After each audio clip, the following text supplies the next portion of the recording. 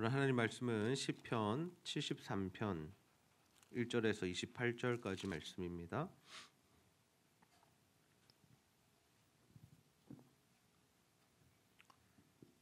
시편 73편 1절에서 28절까지 전체의 내용을 우리가 함께 한번 한 절씩 교독하여 읽도록 하겠습니다.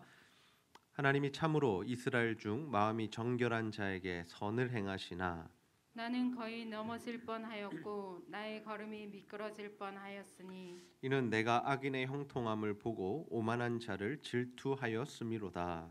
그들은 죽을 때에도 고통이 없고 그 힘이 강건하며 사람들이 당하는 고난이 그들에게는 없고 사람들이 당하는 재앙도 그들에게는 없나니 그러므로 교만이 그들의 목걸이요 강포가 그들의 옷이며 살찜으로 그들의 눈이 솟아나며 그들의 소득은 마음의 소원보다 많으며 그들은 능욕하며 악하게 말하며 높은 데서 거만하게 말하며 그들의 입은 하늘에 두고 그들의 혀는 땅에 두루 다니도다.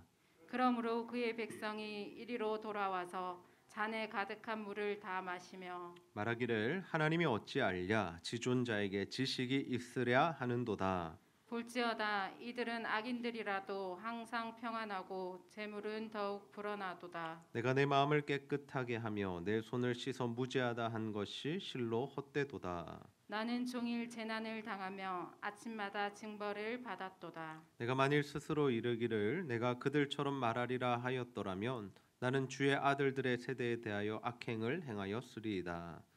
내가 어쩌면 이를 할까 하여 생각한즉 그것이 내게 심한 고통이 되었더니 하나님의 성소에 들어갈 때에야 그들의 종말을 내가 깨달았나이다.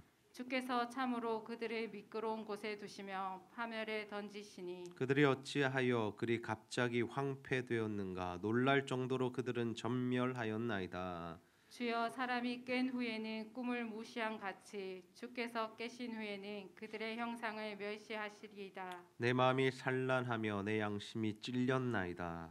내가 이같이 우매 무지함으로 주 앞에 짐승이 오나 내가 항상 주와 함께하니 주께서 내 오른손을 붙드셨나이다. 주의 교훈으로 나를 인도하시고 후에는 영광으로 나를 영접하시리니 하늘에서는 주 외에 누가 내게 있으리요 땅에서는 주밖에 내가 사모할 이 없나이다. 내 육체와 마음은 쇠약하나 하나님은 내 마음의 반석이시요 영원한 분깃이시라. 무릇 주를 멀리하는 자는 망하리니 음녀같이 주를 떠난 자를 주께서 다 멸하셨나이다. 하나님께 가까이 함이 내게 복이라. 내가 주 여호와를 나의 피난처로 삼아 주의 모든 행적을 전파하리이다. 아멘. 우리가 예수를 믿고 이 땅에서 살아가면서 이해할 수 없는 일들이 있습니다. 이해할 수 없는 일들이 무엇이냐면 우리가 믿는 하나님 그리고 우리가 배워왔던 성경의 내용들 우리가 믿고 있는 이 진리의 말씀과 정반대되는 상황 그리고 현실들이 우리 앞에 닥쳐올 때 우리는 잘 이해를 할 수 없습니다. 그러한 일들이 있을 때 우리는 과연 이 성경의 말씀이 진리의 말씀인가? 이 말씀이 지금 이 시대에도 통하는 말씀인가? 진짜 하나님께서 살아계신가 하는 의문을 가지게 됩니다. 그 중에 대표적인 것이 무엇이냐면 바로 악인들의 형통입니다. 악인들의 형통. 여러분 왜 악인들은 이 세상에서 형통한 삶을 살아갈까요? 분명 하나님 말씀에 보면 하나님께서 의인들에게 복을 베푸시겠다라고 말씀하셨고 악인들의 길은 망하리로다라고 분명히 선포하셨는데 왜 현실 속에서는 예수를 믿는 자들보다 예수를 믿지 않는 자들이 더 강성하게 살아가느냐라는 거죠. 이 시대도 마찬가지인 것 같습니다. 지금 이 시대에 부와 권력과 힘을 가진 사람들이 거의 대부분 누구입니까? 예수를 믿는 사람들이 아니라 예수를 믿지 않는 사람들입니다. 그들은 예수를 믿지 않아도 잘 살고요. 주일마다 교회에 나오지 않아도 복을 받고요. 고난이 없고요. 특별히 자신들이 가진 그 부와 재물과 힘과 권력들을 자식들에게 자녀들에게 물려주더라라는 거죠. 그러면 우리는 어떻게 살아가야 합니까? 그러한 모습을 바라보면서 우리도 그들처럼 세상의 방법대로 살아서 우리도 부유해지고 강해져야 된다라고 믿으며 그렇게 살아가야 할까요? 아니면 우리는 그럼에도 불구하고 여전히 끝까지 주님의 말씀을 붙들고 하나님의 말씀대로 살아가야 하겠습니까? 오늘 우리가 읽은 시편의 저자는 우리가 가진 이 의문, 이 시대 사람들이 그리스도인들이 가지게 되는 의문과 똑같은 의문을 가지고 있었습니다. 그가 세상이 돌아가는 모습을 바라보면서 시험에 들었는데 그가 시험에 들었던 이유가 무엇입니까? 시편 73편 3절에서 5절 말씀 우리 한번 읽어보겠습니다. 시작. 이는 내가 악인의 형통함을 보고 오만한 자를 질투하였음이로다. 그들은 죽을 때에도 고통이 없고 그 힘이 강건하며 사람들이 당하는 고난이 그들에게는 없고 사람들이 당하는 재앙도 그들에게는 없나니. 아멘. 그가 사는 시대에도 누가 형통했습니까? 악인들이 형통했습니다. 심지어 그들이 죽을 때에도 고통을 당하지 않더라라는 거죠. 그들이 인생을 마치는 그 마지막 순간에도 행복하게 죽더라라는 겁니다. 사람들이 당하는 고난이나 사람들이 당하는 재앙들을 당하지 않고 죽었다라는 거죠. 근데 우리가 구약의 말씀을 볼 때 우리가 하나님께서 택하신 자들의 그 삶의 발자취를 따라갈 때 사실 하나님 믿는 자들이 얼마나 하나님께 많은 복을 받았는가 하는 것을 우리는 알 수 있습니다. 하나님께서 아브라함을 부르시죠. 그리고 그를 강성하게 하기 시작하십니다. 그냥 재물만 많아진 것이 아니었습니다. 사람들과의 관계 속에서도 하나님께서 아브라함을 높이셨습니다. 아브라함이 아내를 2번 이 누이라 속이는 사건이 발생하는데요. 한 번은 바로에게 아내를 뺏겼고요. 한 번은 아비멜렉 왕에게 뺏겼습니다. 근데 그 2번 다 하나님께서 어떻게 역사하시냐면 그 왕들을 꾸짖으시고 그들에게 벌을 내리셨다라는 거죠. 하나님께서 가만히 두시지 않았습니다.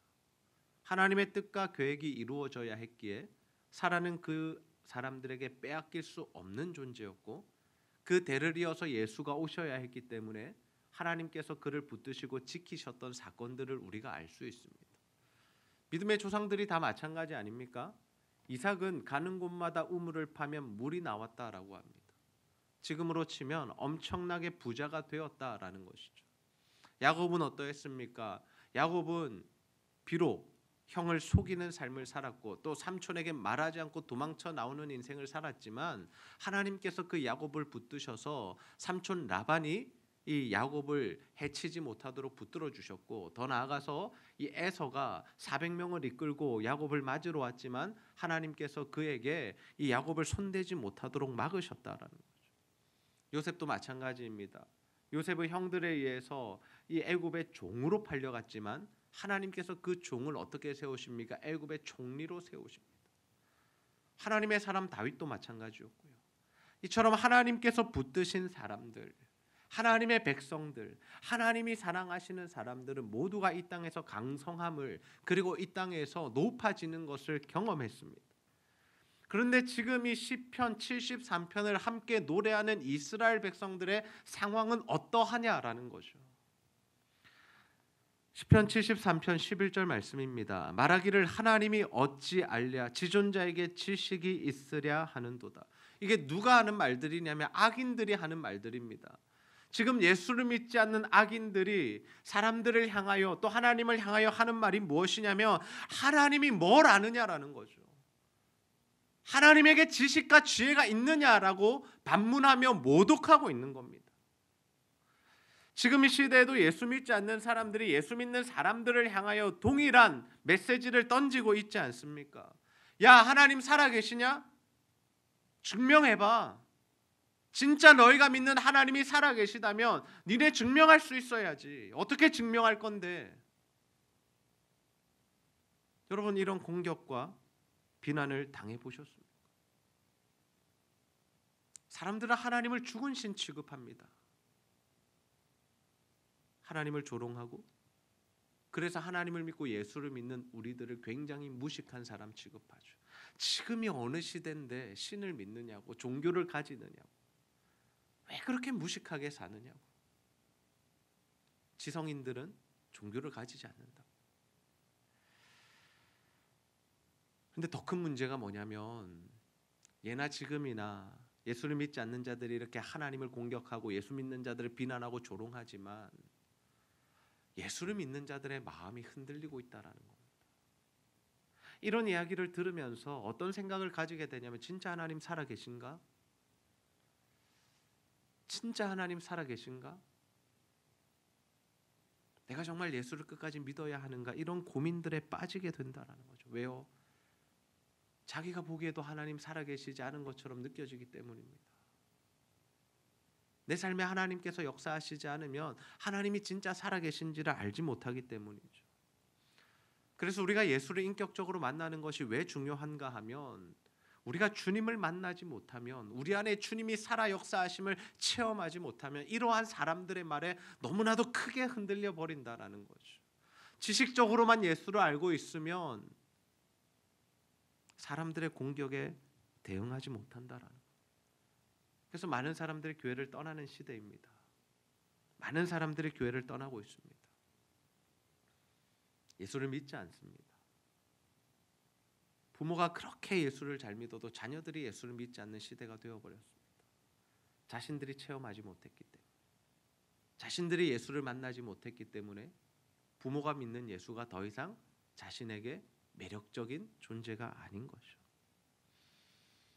여러분 어떻게 생각하십니까? 이 세상이 돌아가는 모습을 보면서 정말 하나님 살아계신가라는 고민에 빠지십니까? 그래서 나도 차라리 세상의 방법대로 사는 것이 좋겠다라고, 나도 그냥 이 세상의 방법대로 살아서 이 세상에서 최대한 많은 것들을 누려야겠다라고 결론을 내지는 않으셨습니까? 이러한 생각이 우리 안에 들어오기 시작하면 우리가 양다리를 걸치기 시작합니다. 그래서 예수님을 어떤 존재로 생각하게 되냐면 내가 죽은 이후에 천국 가기 위해서 필요한 분으로 생각하게 됩니다. 우리가 보험을 들어놓지 않습니까? 보험이 중요하고 보험이 좋은 이유가 무엇입니까? 사고가 났을 때 그 보상금을 우리가 받을 수 있다라는 거죠. 차 사고가 났을 때 우리가 다 돈을 지불해야 하고 상대방의 치료비를 다 물려주어야 하는 것이 아니라 보험을 들어놓으면 보험회사에서 모든 것들을 처리해 주기 때문에 우리는 보험을 들고 살아가죠. 마치 우리가 예수를 믿는 것이 이처럼 보험을 드는 것처럼 내가 죽은 이후에 어떤 일이 벌어질지는 모르겠지만 죽은 이후에 그래도 천국에 갈 수 있다라고 하니까 예수를 믿어놔야겠다, 믿어둬야겠다라고 생각하고 있지는 않느냐라는 거죠. 그런 마음으로 그런 생각으로 예수를 믿는 사람들의 이 세상에서의 삶의 모습은 뭐냐면 세상과 똑같고 동일한 모습으로 살아가는 겁니다. 하나님의 말씀이 더 이상 삶의 기준이 되지 않는 겁니다. 하나님 말씀대로 살아가겠다라고 결단함도 없고 하나님 말씀대로 살고자 애쓰고 노력하고 피 흘리기까지 싸우는 그런 신앙의 모습은 다 사라져 버린다는 거죠. 세상이 말하는 성공의 기준과 그 행복을 따라서 그저 그렇게 세상 사람들과 비슷한 모습으로 살아가게 되죠. 그리고 세상이 주는 성공을 위해서라면, 그것 행복을 찾기 위해서라면 예배는 언제든지 빠질 수 있는 거고요. 헌신도 그만둘 수 있는 거고요. 말씀대로 살아보려는 그 노력은 언제든지 멈출 수 있게 되는 거죠. 많은 그리스도인들이 지금 이 딜레마에 빠져 있는 겁니다. 많은 그리스도인들이 빠져 있는 딜레마가 무엇이냐면 하나님을 믿는 것도 아니고 안 믿는 것도 아니고, 때로는 하나님을 의지하는데 때로는 또 세상을 의지하고, 전적으로 하나님께 내 인생을 드리는 것이 아니라 일정 부분은 하나님께 드리고 있지만 더 많은 부분은 하나님께 드리지 않고 내가 주인이 되어서 내가 원하는 대로 살아가고 있는 이 모습, 이것이 지금 시대의 그리스도인들 우리의 모습이다라는 거죠. 그렇다면 이 문제를 우리가 어떻게 해결할 수 있을까요? 우리는 과연 이 문제를 어떻게 해결할 수 있을까요? 시편 73편 17편 17절 말씀 굉장히 중요한 말씀입니다. 우리 한번 함께 읽어보겠습니다. 시작. 하나님의 성소에 들어갈 때에야 그들의 종말을 내가 깨달았나이다. 아멘. 악인들의 형통을 보며 부러웠습니다. 질투가 났습니다. 그리고 내가 하나님을 믿는 것이 무슨 의미가 있느냐라고 생각했던 그런 시대입니다. 근데 그런 의문에 대한 답이 어디서 얻어졌다라는 겁니까? 하나님의 성소에 들어갔을 때 얻어졌다.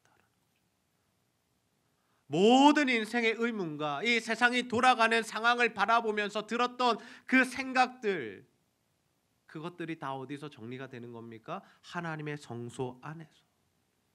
하나님의 성소라는 것은 무엇입니까? 주님을 만나는 것입니다.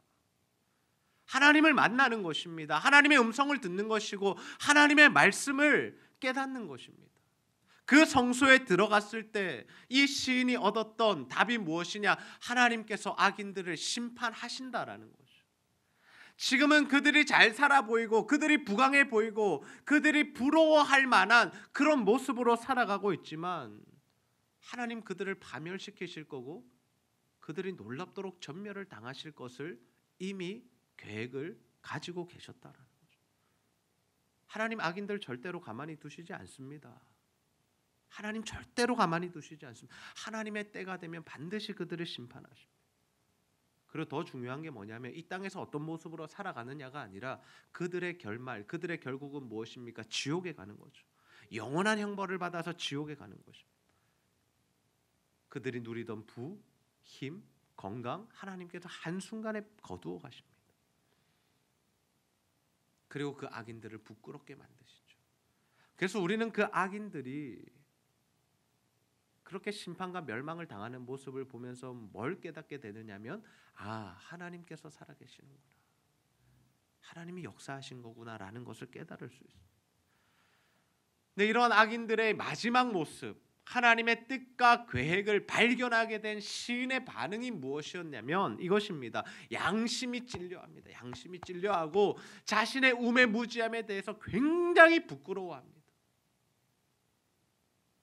그런 생각을 가졌던 것에 대해서 내가 하나님이 아니라 세상에 발을 들여놓은 것에 대해서 굉장히 부끄러워진다라는 거죠.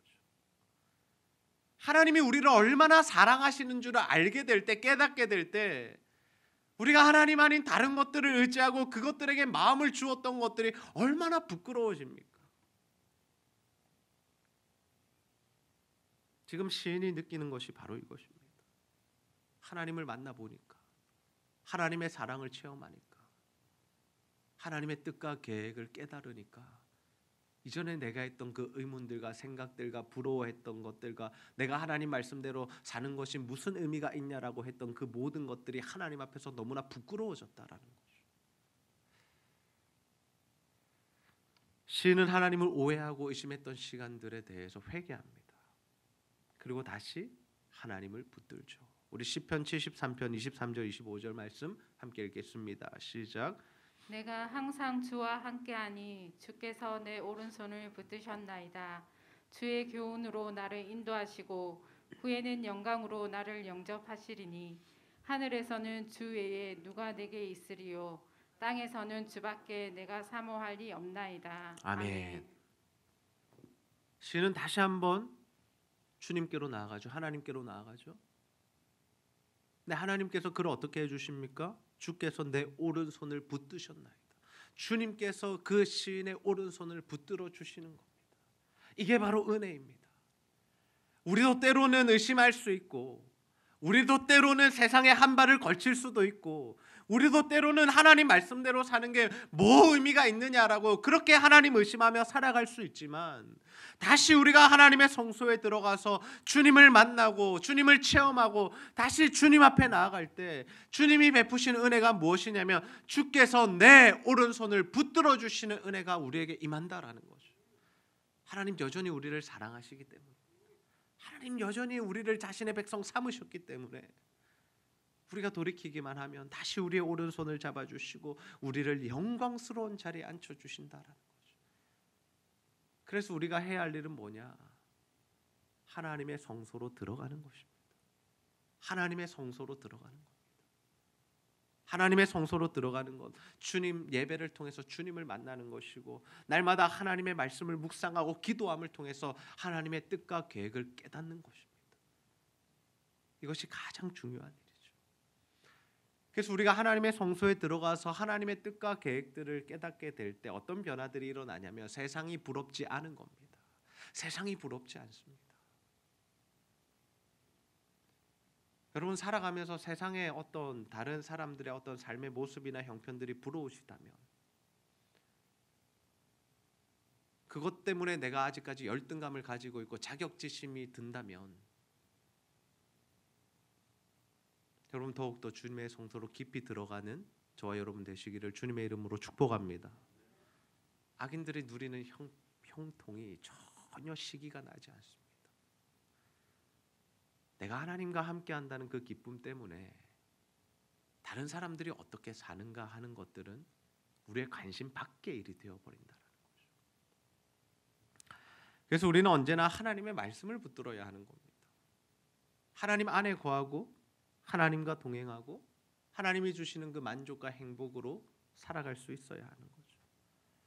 저는 우리 교회 모든 성도님들이 정말 주님의 성소로 깊이 들어가서 주님을 만나시고 하나님의 말씀 안에 거하시고 주님 안에서 그 은혜를 체험하셔서 정말 세상을 부러워하지 않는, 정말 하나님 안에서 진정한 만족과 행복을 누리며 살아가는 그런 삶이 되시기를 주님의 이름으로 축복합니다. 이번 주에 청년을 신방할 일이 있었습니다. 한 청년이 이런 고민을 하고 있었습니다. 자신이 이제 얼마 이후면 이제 일주일에서 2주일 정도가 되면 이 카페를 하나 오픈을 한다라고 합니다. 커피숍을 차리게 된 거죠. 근데 그 청년이 가진 고민이 무엇이었냐면, 내가 주일에 일해야 되느냐 아니면 주일에는 문을 닫아야 하느냐였습니다. 왜 이 청년이 이런 고민을 하게 되었을까요?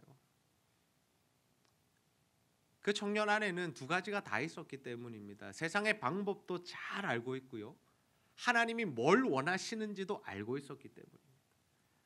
이렇게 표현하더라고요. 친구들한테 물어보니까 다 주일에 오픈을 하래요.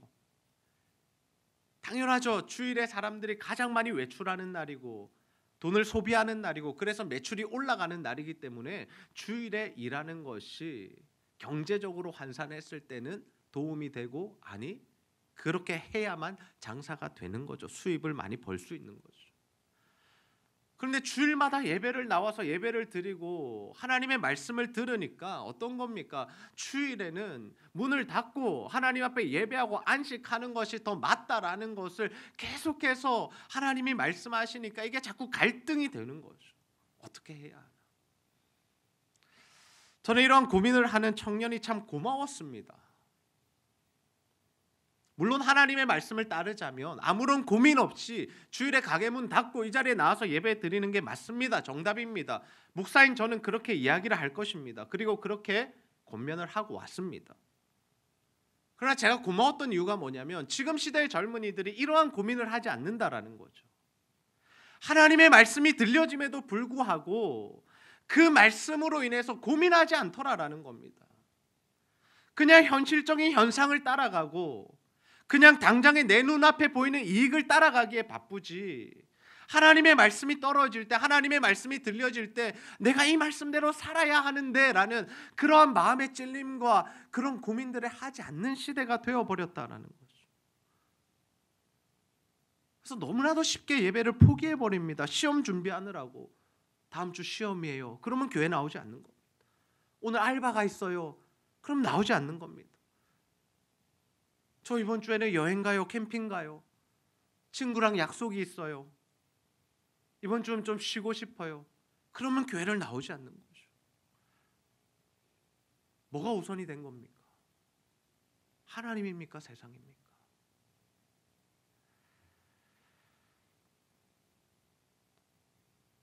목사인 저의 바람은 무엇이냐면, 이 청년이 정말 결단하고 주일에 일하지 않는 것입니다.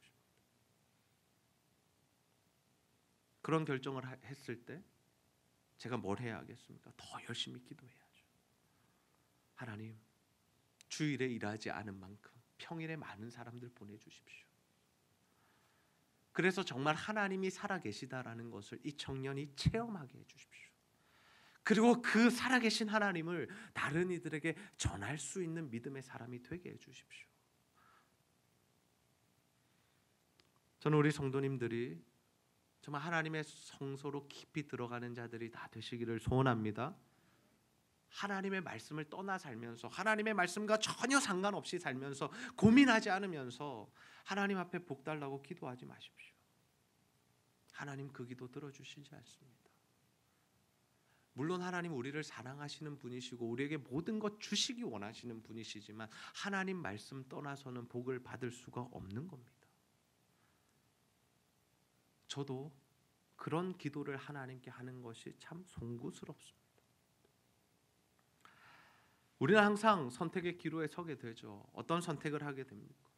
하나님의 말씀을 따른 것일까? 아니면 세상의 방법대로 살아갈 것인가? 우리는 늘 고민하게 됩니다. 세상이 우리를 유혹하는 방법 굉장히 단순합니다. 여러 가지 현상과 상황들로, 환경들로, 마음들로, 생각들로 우리를 유혹하지만 그 메커니즘은 딱 하나입니다. 무엇이냐? 네가 하나님 말씀대로 사는 거 포기하면 내가 이 세상에서 잘 먹고 잘 살게 해줄게. 이게 마귀가 우리에게 주는 유혹인 겁니다. 하나님 말씀만 포기하라라는 거죠.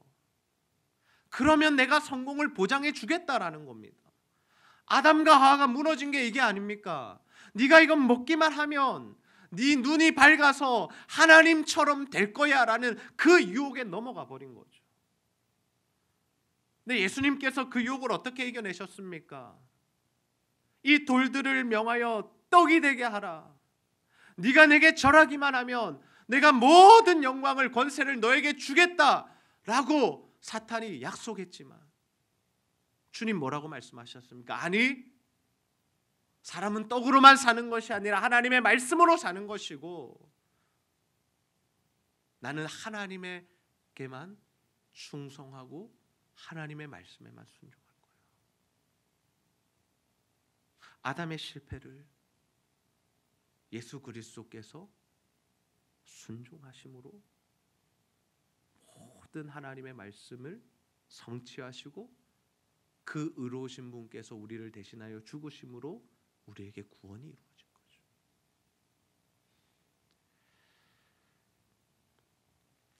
우리는 말씀과 기도로 그 유혹을 끊어내야 합니다. 반드시 끊어내야 합니다. 내 삶에 들어오는 그 고난들, 아픔들, 어려움들, 손해가 있더라도 우리가 하나님의 말씀대로 사는 것을 포기해서는 안 된다는 거죠. 그래서 마지막으로 시인이 이 시를 마무리하면서 하나님 앞에 결단하는 내용이 바로 이것입니다. 시편 73편 28절 말씀 함께 읽습니다. 시작. 하나님께 가까이 함이 내게 복이라. 내가 주 여호와를 나의 피난처로 삼아 주의 모든 행적을 전파하리이다. 아멘. 아멘. 시인이 지금 하나님 앞에 결단하는 게 뭡니까? 이것입니다. 하나님께 가까이 하겠습니다. 내가 하나님께 가까이 함이 복이군요. 내가 하나님의 말씀대로 살아가겠습니다. 그것이 진짜 복이라는 것을 제가 깨달았습니다. 가장 큰 복은 무엇이냐? 하나님께 가까이 하는 일이다라는 거죠. 여러분, 우리가 하나님께 가까이 하는 것, 그것이 우리 인생의 가장 큰 복이라는 사실을 믿으시기를 바랍니다. 예배를 사모하고 예배에 참여하고 날마다 말씀과 묵상과 기도의 시간을 가지는 것을 우리는 확보해야 합니다. 그 시간이 우리가 일하지 못하고 쉬지 못해서 손해보는 시간이 아니다라는 거죠. 오히려 하나님께 복을 받는 시간인 겁니다. 하나님께 가까이 하는 것이 복이기 때문에 그렇습니다. 하나님 지금도 살아계시고 하나님께 가까이 하는 자에게 복 주시는 이심을 믿습니다. 우리는 그 믿음으로 살아가야 합니다. 하나님의 백성들에게 필요한 믿음은 무엇이냐면 바로 이것입니다. 세상을 바라보면요, 언제나 시험거리들입니다. 악인들이 잘 되고 형통하고 부자가 되고 건강하고 자녀들에게 부를 물려주는 모습을 보고 하나님 말씀대로 살아가는 내 모습을 바라보면 나는 바보처럼 느껴지고 나는 왜 이렇게 사나 느껴지고 하나님 진짜 살아계신가 라고 의심이 들게 된다는 거죠. 근데 시간이 지나 보면요, 진짜 하나님 사랑하는 자들, 하나님 가까이 한 자들이 복을 누리고 있는 모습을 우리가 볼 수 있습니다. 그리고 이 세상에서의 모습이 어떠했든지 가장 큰 복이 무엇입니까? 하나님 나라에 들어가는 영원한 생명을 누리는 복이죠. 우리가 다 그 복을 받을 자들 아닙니까? 그럼에도 하나님이 이 땅에서도 복을 주십니다. 그래서 하나님께 드리는 사랑, 하나님께 드리는 헌신, 하나님께 드리는 우리의 모든 것들에는 공짜가 없습니다. 하나님 반드시 갚아주십니다. 우리에 대해 갚으실 수도 있고 우리 자녀들 세대에 또 우리 손주들 세대에 갚아주실 수도 있습니다. 그래서 우리는 눈물로 씨앗을 뿌리는 겁니다. 그래서 우리는 복음의 씨앗을 뿌리고 기도의 씨앗을 뿌리고 우리가 순종의 씨앗들을 뿌리는 거죠. 우리 날마다 하나님의 성소로 들어갑시다. 하나님 말씀 가까이 하시고 정말 주님과 동행하시고 정말 그 시간을 아까워하는 것이 아니라 그 시간을 사모하고 귀하게 여기면서 정말 주님과 동행하는 삶을 살아갑시다. 그래서 정말 살아계신 하나님께서 부어주시는 그 복과 은혜를 받아 누리며 그 살아계신 하나님을 세상 사람들에게 드러내고 나타내고 전할 수 있는 저와 여러분 다 되시기를 주님의 이름으로 축복합니다. 우리 시간 주 날개 및 내가 편안히 쉬네 함께 찬양하도록 하겠습니다.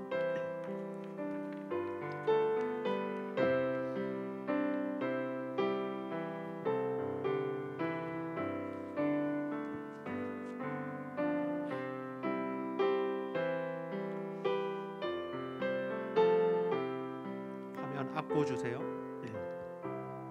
화면. 날개 밑 내가 편안히 쉬네 반기포 비바람 불어쳐도 아버지께서 날 지켜주시니 거기서 평안히 쉬리로다. 주 날개 밑 평안하다 그 사랑 끈을 짜니뇨. 주 날개 밑 내 쉬는 영혼 영원히 거기서 살리. 주 날개 밑 나의 피난처 되